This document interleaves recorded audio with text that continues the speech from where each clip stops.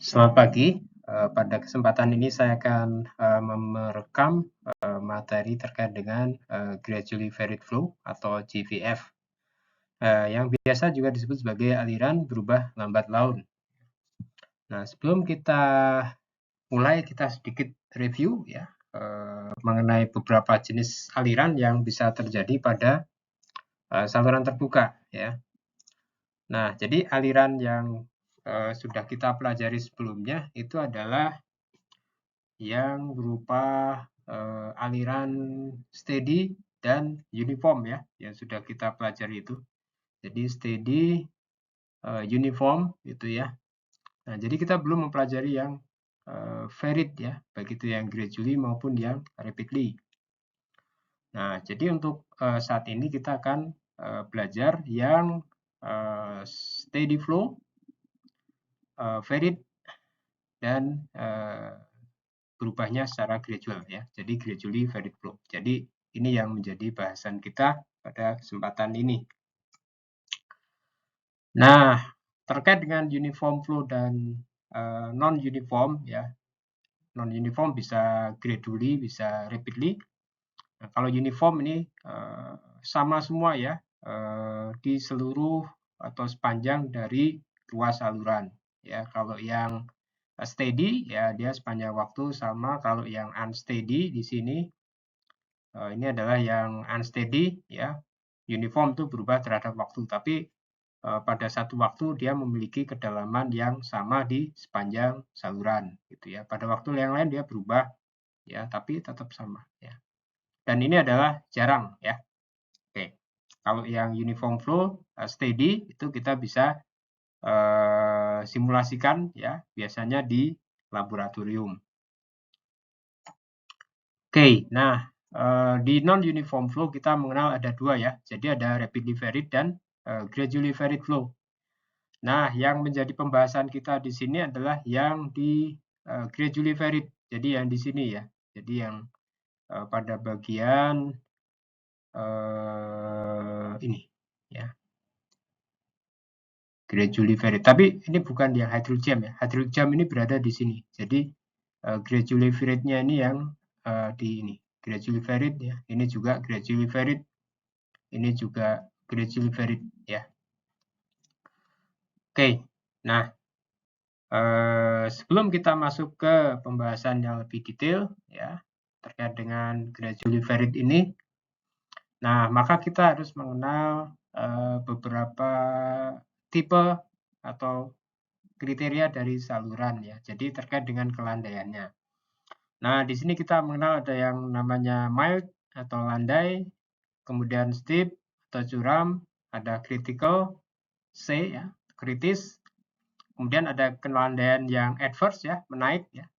Kenapa ini naik? Karena biasanya kelandaian itu kan makin ke hilir makin turun ya. Tapi kalau adverse ini pada searah dari aliran kelandaiannya itu naik gitu ya. Jadi bagian hilir akan lebih tinggi. Gitu. Nah, kemudian ada juga saluran dengan dasar yang datar ya, atau horizontal atau H ya. Nah, jadi ada M, S, J, A, dan H ya. Nah, terkait dengan mengapa kelandaian saluran disebut landai, curam, atau kritis ya, ini adalah ada kaitannya dengan aliran yang terjadi gitu ya. Nah, untuk aliran yang landai, ini aliran yang terjadi itu adalah aliran yang subkritis ya. Ini aliran yang subkritis. Kemudian untuk yang curam ini aliran yang terjadi itu adalah aliran superkritis ya. Kemudian aliran untuk slope yang critical ini aliran yang terjadi adalah aliran kritis ya.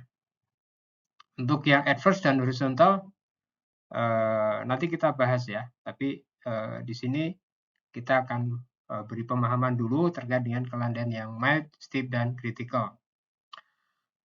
Nah, pada pertemuan yang sebelumnya kita sudah membahas bagaimana kita menghitung berapa kedalaman kritis ya pada suatu penampang saluran ya dengan geometri tertentu yang dialiri debit tertentu gitu ya. Kita bisa menghitung. Jadi kalau Anda ingat lagi atau Anda coba ingat lagi, kalau kita diberikan misalnya diberikan nilai debit ya, dan kemudian geometri dari penampang ya, geometri penampang.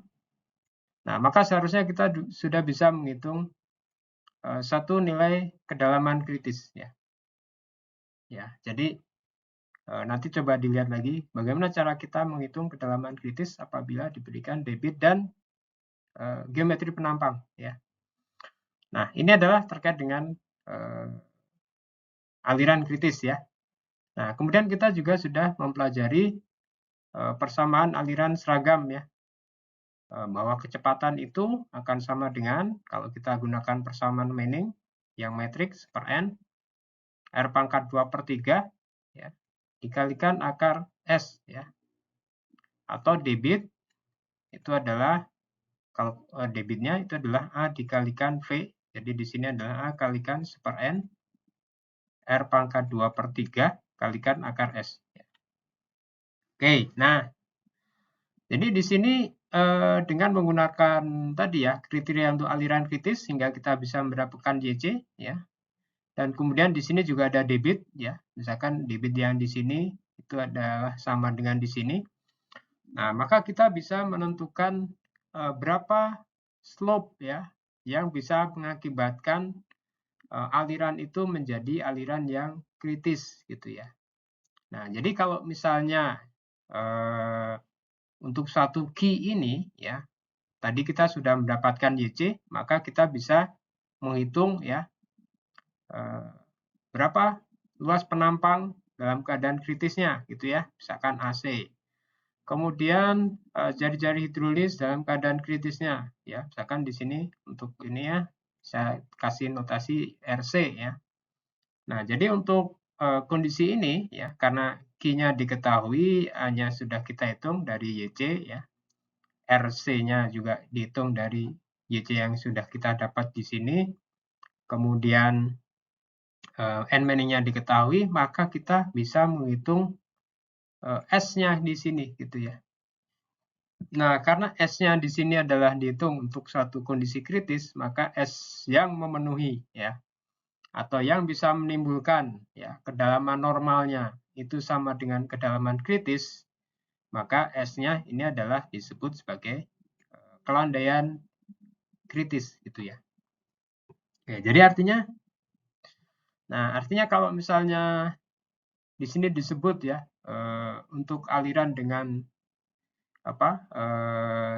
kelandaian kritis itu artinya adalah kelandaiannya adalah sama dengan SC ya di sini, maka untuk slope yang untuk aliran yang tipenya ya slope-nya kritis, maka S-nya ini sama dengan SC ya. S-nya sama dengan SC atau kelandaiannya sama dengan kelandaian kritis ya. Kalau misalnya untuk yang curam, berarti bagaimana? Kalau yang curam ini berarti dia lebih lebih cepat ya alirannya daripada aliran yang kritis ya, sehingga kelandaiannya tentunya gitu ya itu lebih besar dari kelandaian kritis ya. Kemudian untuk yang mild berarti S-nya itu adalah kurang dari SC ya. Nah, ini adalah bagaimana kita mengkategorikan slope itu apakah mild, steep atau critical ya. Begitu. Nah, untuk yang adverse dan horizontal kita tidak mengkategorikan berdasarkan kelandaian kritis ya, tetapi berdasarkan bagaimana slope itu apakah dia kalau adverse itu makin ke hilir makin naik ya. Jadi seperti ini. Sementara aliran itu ya ke sana gitu kan ya. Jadi ini slope yang adverse. Kalau horizontal berarti dia datar ya, slope-nya datar. Atau S-nya sama dengan 0. Oke, ini adalah bagaimana yang disebut sebagai slope yang mild, steep, critical, adverse, dan horizontal.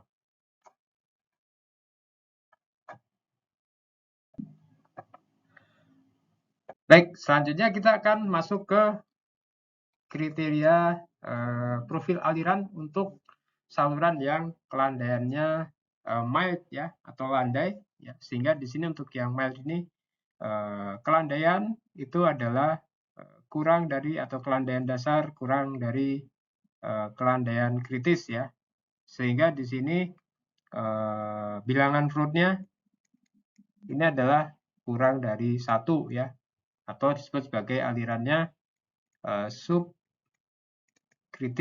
ya. Oke.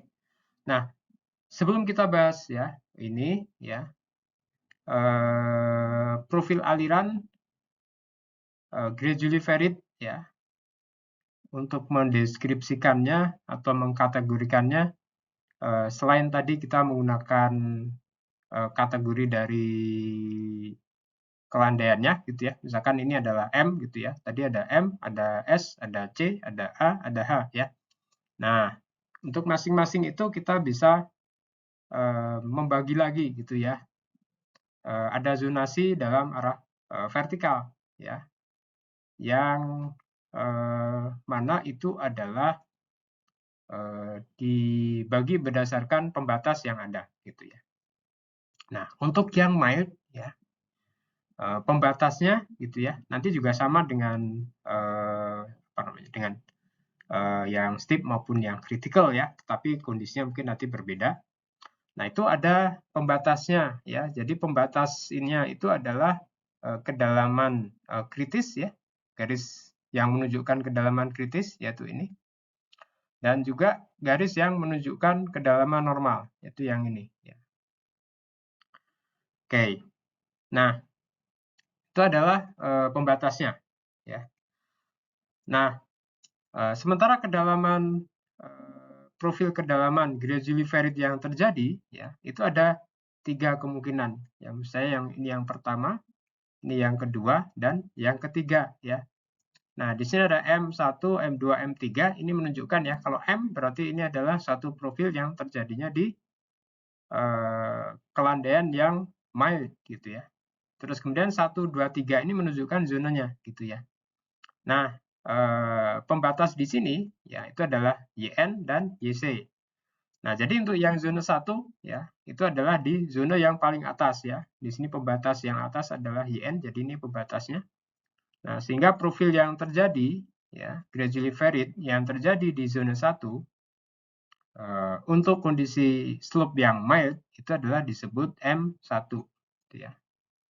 Kemudian profil gradually varied yang terjadi pada zona antara pembatas pertama dan kedua dari atas ya, itu adalah disebut zona 2 ya. Ini zona 2.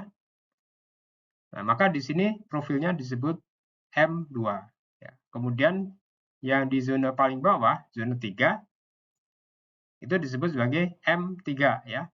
Jadi untuk yang di mild ini ada M1, M2, M3 ya. Pembatasnya adalah kedalaman normal dan kedalaman kritis. Nah, bagaimana menghitung kedalaman normal dan kedalaman kritis ya? Anda bisa cek lagi di materi yang sebelumnya ya. Itu sudah kita pelajari. Nah, kalau kita lihat profil yang ada di sini gitu ya, Anda kan mungkin bertanya, ini kan ada 3 gitu ya. Apakah tiga-tiganya bisa terjadi dalam waktu yang sama gitu ya, atau seperti apa gitu ya. Nah, ini adalah kemungkinan 3 profil yang bisa terjadi ya untuk gradually varied pada slope yang mild. Jadi bisa M1 atau M2 atau M3 gitu ya, tapi tidak bisa tiga-tiganya dalam satu ruas yang kita tinjau begitu ya. Jadi ini ada pengaruh dari apa gitu ya. Nah, terjadinya profil gradually varied ini ada pengaruh dari kondisi-kondisi batas ya di hilir maupun di hulu dari ruas yang kita tinjau gitu.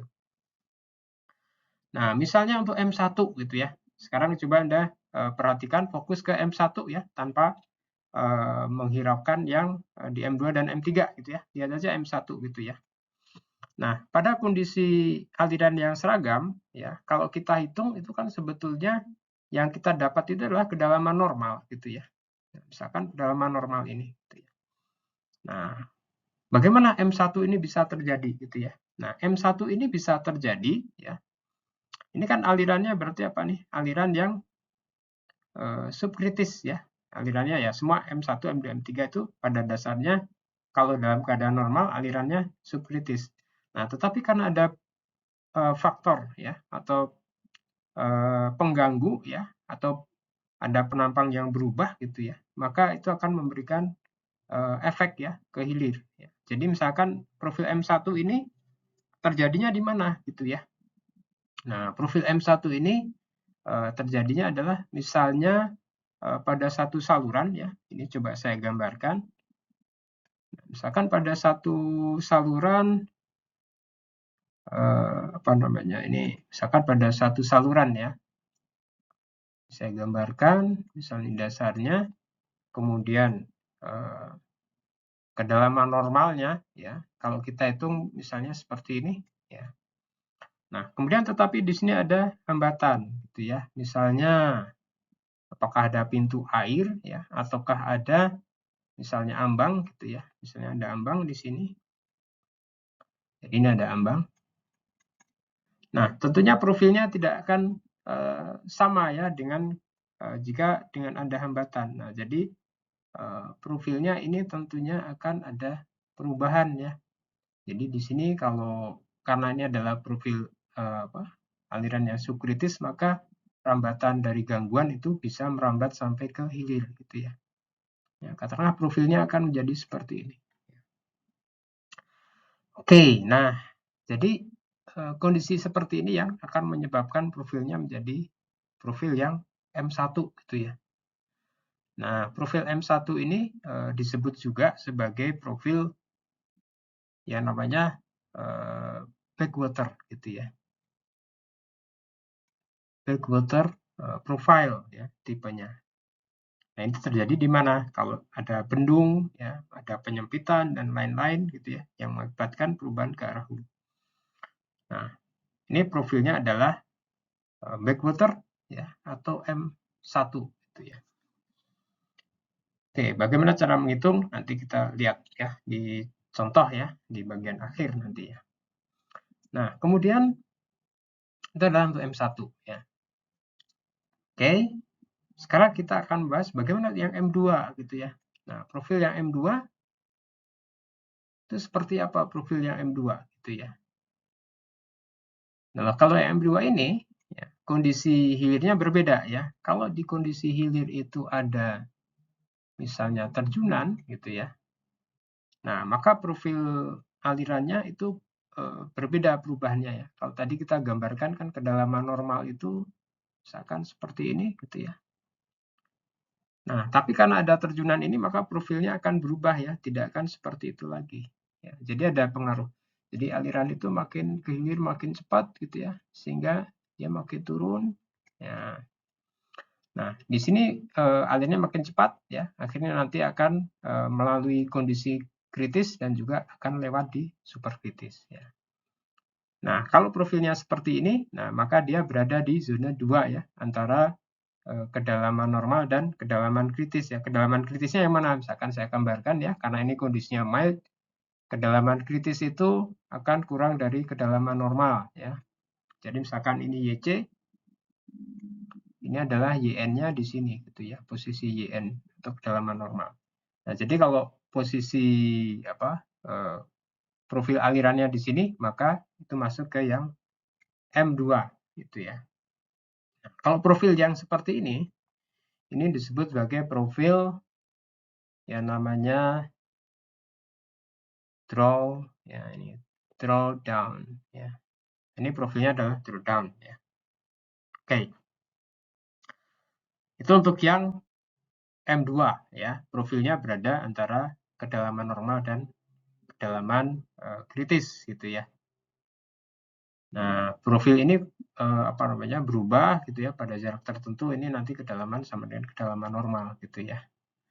Oke, itu untuk yang M2. Nah, bagaimana untuk yang M3 ya? Nah, untuk yang M3 ini berbeda ya. Kalau yang M3 ini oke, jadi ini tetap ya kedalaman normal dan YT-nya sama di sini. Ini terjadi apabila misalnya di sini ada satu pintu air ya. Nah, sehingga aliran yang terjadi itu adalah kedalamannya kurang dari kedalaman kritis gitu ya. Jadi tentunya ini ada pengaruh ya ke hulu karena ini ada pintu, ini ada pengaruh juga ke arah hulu. Itu nanti ada drawdown juga ya. Sorry, ada backwater ya, ada pengaruh backwater. Kemudian di sini alirannya akan super kritis gitu ya. Nah, jadi karena ini berada di antara YC ya dan dasar, ini masuk zona 3, maka ini disebut sebagai kurva profil aliran gradual flow M3 ya. Artinya slope-nya adalah slope yang mild ya. Terus kemudian profilnya berada di zona 3 ya, di zona 3 di sini. Baik, itu adalah untuk yang mild gitu ya. Kita masih ada 2 lagi, ada 4 ya, ada steep, critical, adverse dan horizontal ya. Nah, selanjutnya kita lanjut ke kemudian untuk yang kondisi yang steep ya. Kalau kita gambarkan di sini misalnya ada saluran ya. Sorry. Di sini ada saluran dengan kelandayan yang steep. Nah, perbedaannya dengan yang mild adalah pembatas yang paling atas itu adalah posisi dari kedalaman kritis ya. Kemudian pembatas yang kedua itu adalah kedalaman normal.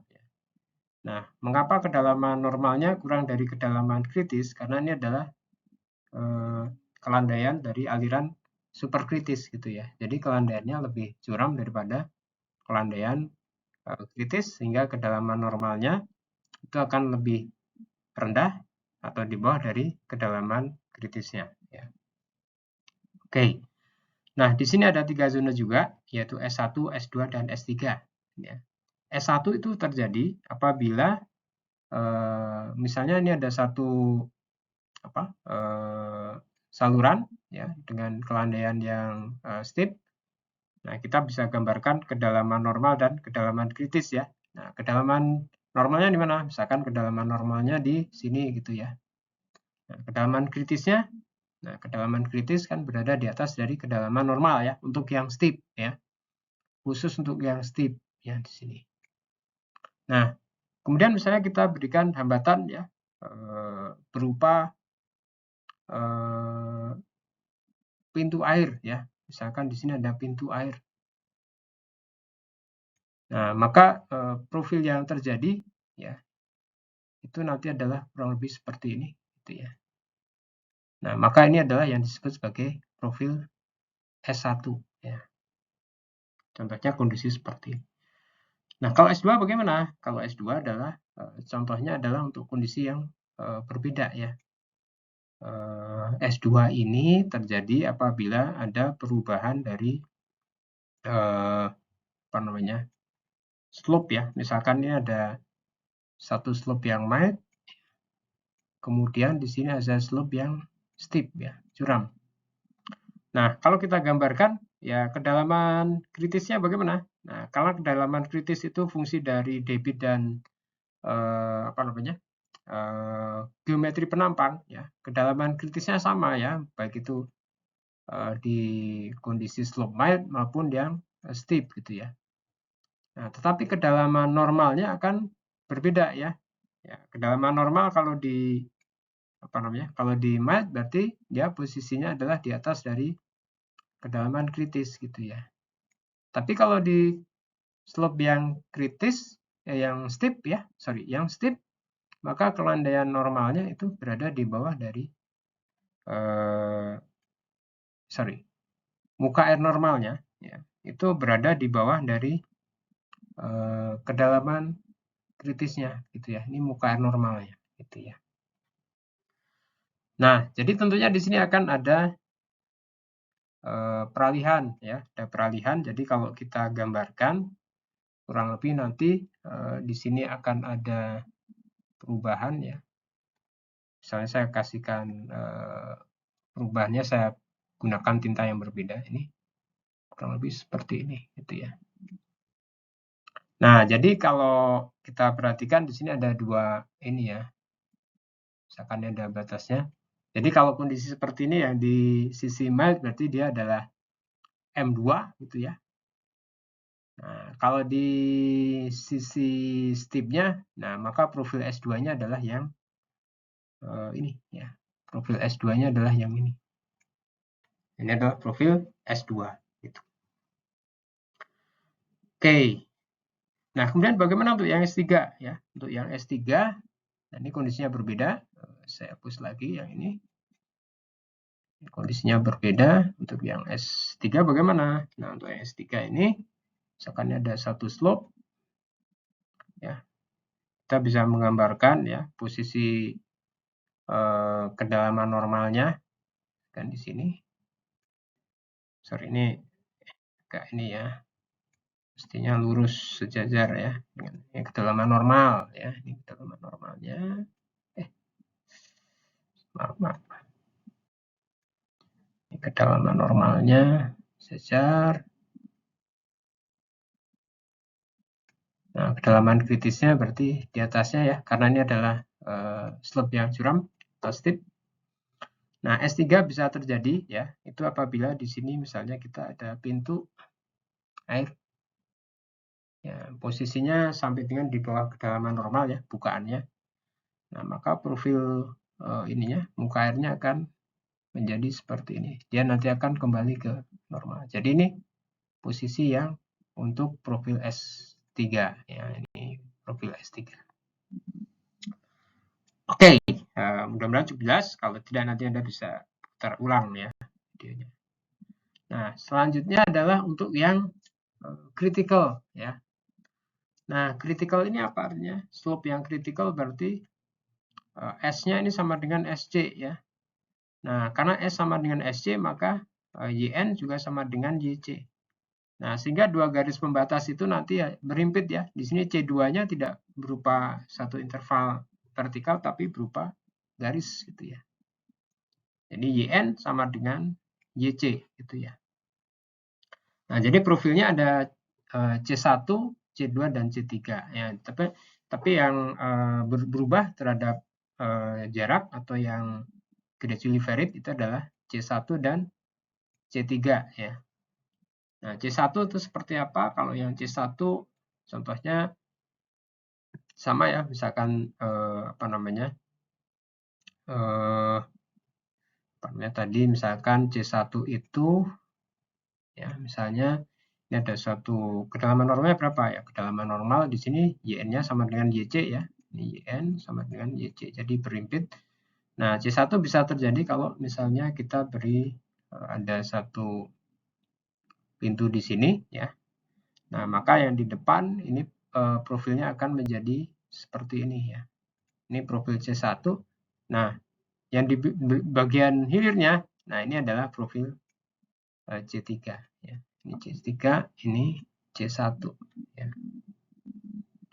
Kalau C2 berarti tidak ini ya, karena ini adalah profil yang kritikal sehingga ada C1 dan C3 saja. C2 berarti kondisi normal ya, tidak ada hambatan. Oke. Nah, selanjutnya kita akan tadi ada mild, supercritical, mild, steep dan critical. Kemudian ada slope yang horizontal ya. Nah, untuk horizontal ini kita tidak bisa mendefinisikan ya namanya YN ya. Kita tidak bisa mendefinisikan di mana YN-nya gitu ya. Kenapa? Karena di sini tidak ada kelandaiannya. Jadi kita tidak bisa menentukan berapa kedalaman normalnya. Ya, sehingga di sini hanya bisa ditentukan adalah YC ya. Karena YC adalah fungsi dari debit dan geometri. Nah, untuk profilnya ada dua. Yang pertama adalah H2 dan H3 ya. Kenapa H2 dan H3? Karena YN-nya tidak bisa terdefinisi ya atau tak terhingga sehingga kita hanya punya H2 ya. Kemudian H3 bisa kita definisikan karena kita bisa menghitung YC dan ada posisi dari dasarnya. Nah, kapan ini bisa terjadi? Ya, H2 ini bisa terjadi misalnya apa namanya? Jika misalnya ini ya, misalnya kita ada satu apa namanya? Misalkan di lantai yang datar, kemudian di sini ada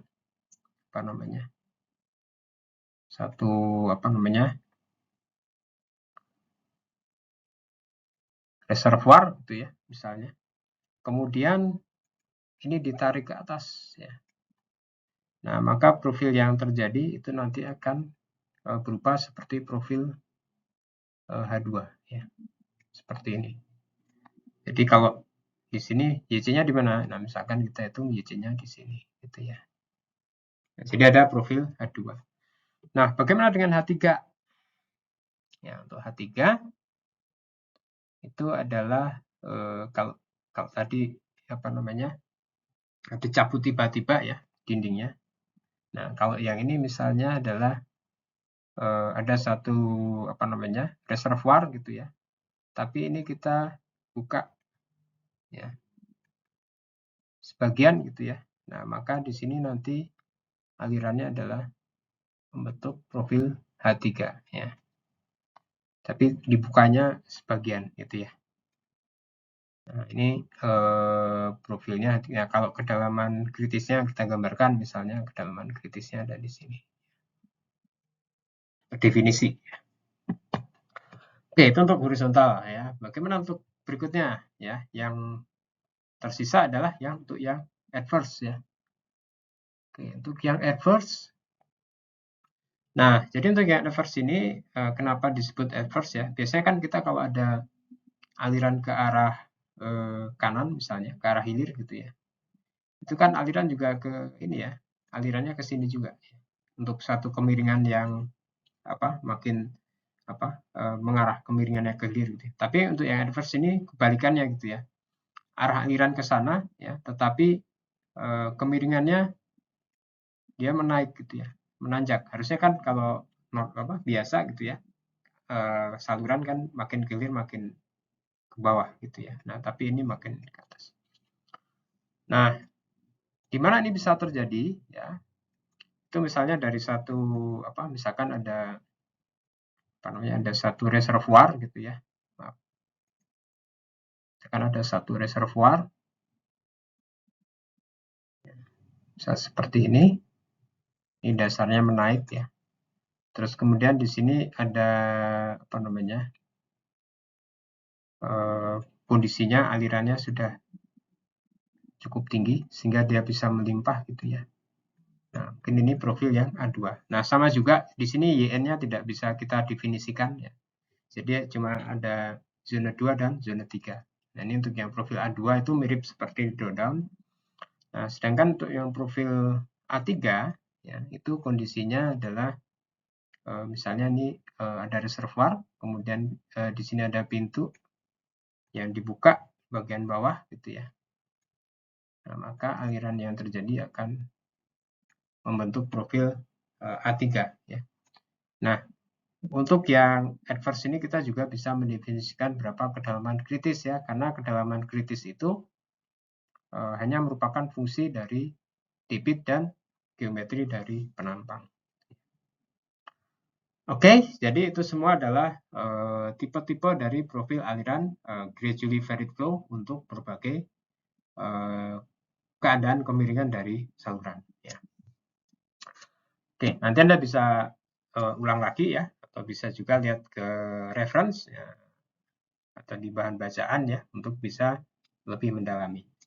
Nah, selanjutnya kita akan mempelajari bagaimana kita bisa menghitung profil ya dari gradually varied flow ini gitu. Nah, untuk mempelajari profil ini kita bisa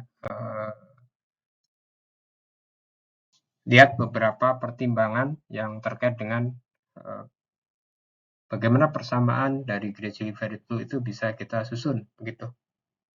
Nah, di sini ada beberapa asumsi yang digunakan ya. Yang pertama adalah bahwa pilihan energi kita bisa hitung ya dengan menggunakan persamaan aliran seragam ya. Terus kemudian, tapi nanti ada syaratnya ya, bahwa kita akan membagi menjadi beberapa interval yang lebih pendek gitu ya, sehingga persamaan aliran seragam bisa berlaku untuk interval yang kita tinjau. Kemudian kelandaian saluran adalah sangat kecil gitu ya. Kemudian saluran penampangnya prismatis, distribusi kecepatan tidak berubah, ya, artinya seragam pada satu penampang yang ditinjau.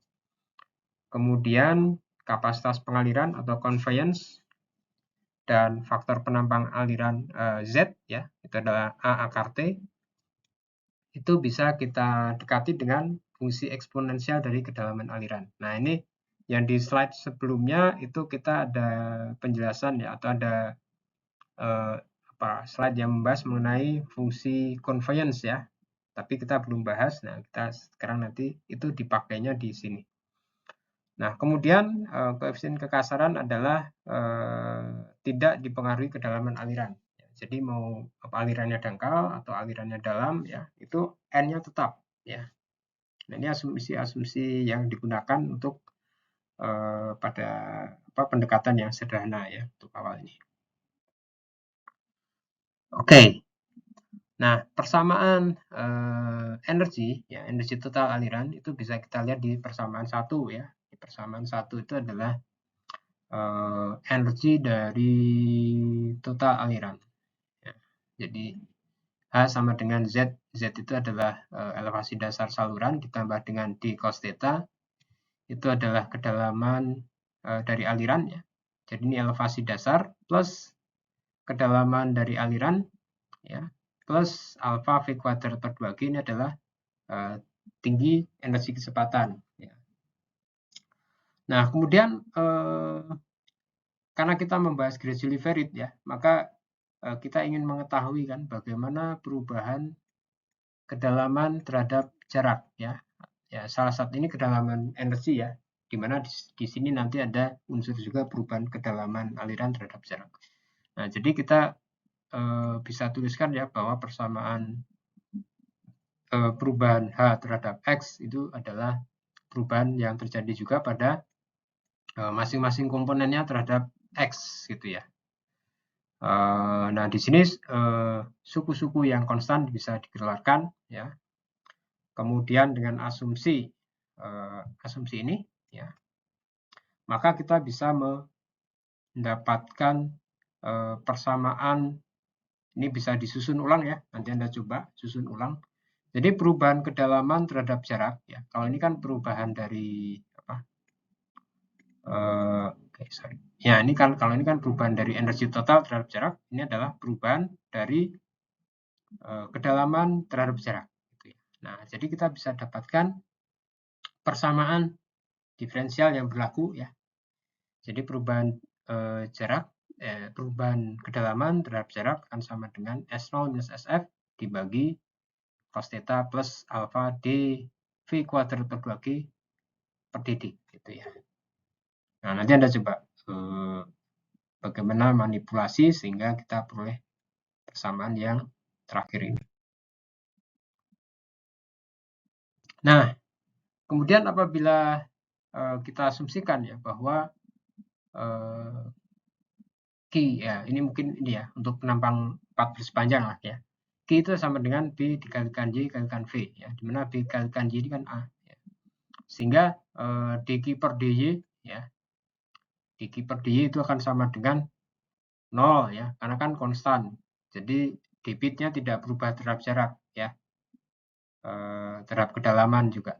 Nah, jadi kalau kita turunkan, ya, ini BYV ini terhadap BY, maka kita boleh bahwa dQ per dy sama dengan B kalikan V plus YB kalikan dV per dy. Sehingga kita dapatkan dV per dy sama dengan minus V per Y.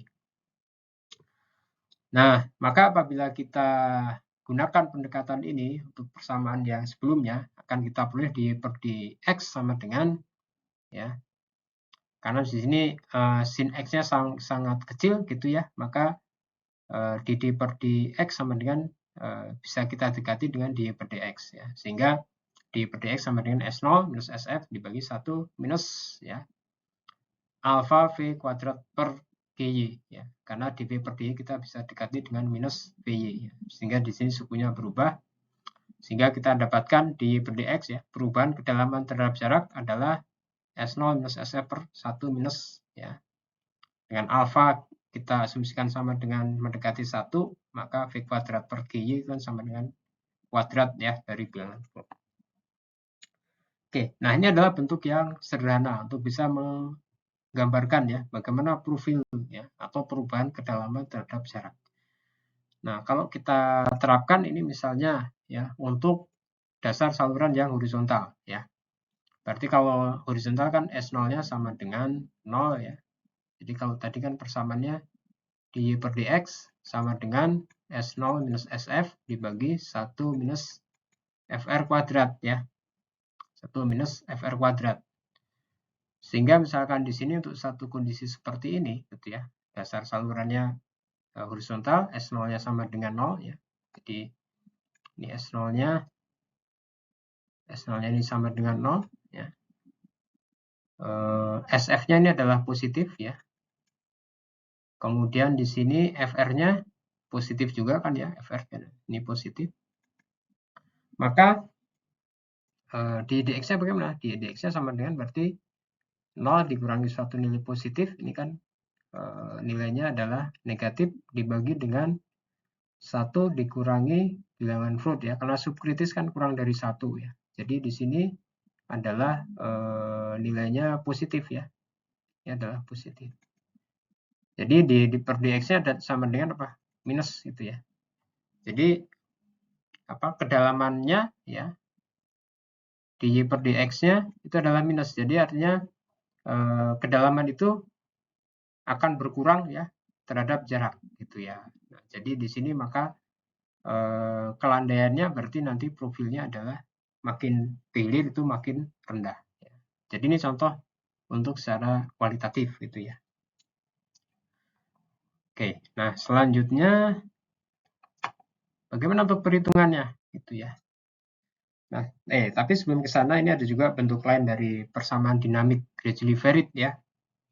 Jadi kalau di sini misalnya V kuadrat per 2G itu kita dekati dengan cara yang lain ya, bahwa V itu adalah Q per A. Maka kita bisa substitusikan V itu adalah V kuadratnya menjadi Q kuadrat per A kuadrat ya. Sehingga turunannya karena Q konstan ini bisa keluar, kemudian A pangkat minus 2-nya masih di dalam. Kalau kita uraikan lagi akan menjadi alfa Q kuadrat per GA pangkat 3 ya, kalikan dA per dy ya. Nah, di sini dA per dy ya, dA per dy ini dA per dy itu akan sama dengan T ya. Kenapa? Karena misalkan kita tinjau satu penampang ya. Ini yang mengalami perubahan ini kan di permukaan ya. Kalau yang mengalami perubahan itu ya. Jadi artinya yang mengalami perubahan itu di sini. Nah, misalkan perubahannya itu ini ya. Nah, ini kan perubahannya ini kan dA ya. Ini dA setebal dy ya. Nah, maka sedangkan kita akan punya definisi ya bahwa lebar atas itu adalah disebut ini T-nya ya. Maka karena dA ini sama dengan T dikalikan dy ya, maka T itu akan sama dengan dA per dy ya. Sehingga ini digunakan untuk mensubstitusi ya ke sini sehingga akan menjadi minus alfa Q kuadrat T per dA pangkat 3. Nah, didefinisikan bahwa Z itu adalah A akar D ya. Jadi Z atau faktor penampang itu adalah A akar D. Sedangkan D itu adalah A per T ya. Jadi A kalikan akar A per T ya. Sehingga di sini Z itu akan sama dengan akar dari A pangkat 3 dibagi T ya. Nah, maka ini oke, ini terdefinisikan ya Z-nya. Nah, maka untuk alfa D per ini ya, dV kuadrat per 2G dV kuadrat per 2G dy ini ya.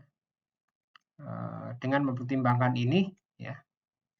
Terus kemudian ini ada Q kuadrat ya. Terus kemudian kan di sini ada ini kan sama dengan Z kuadrat ya.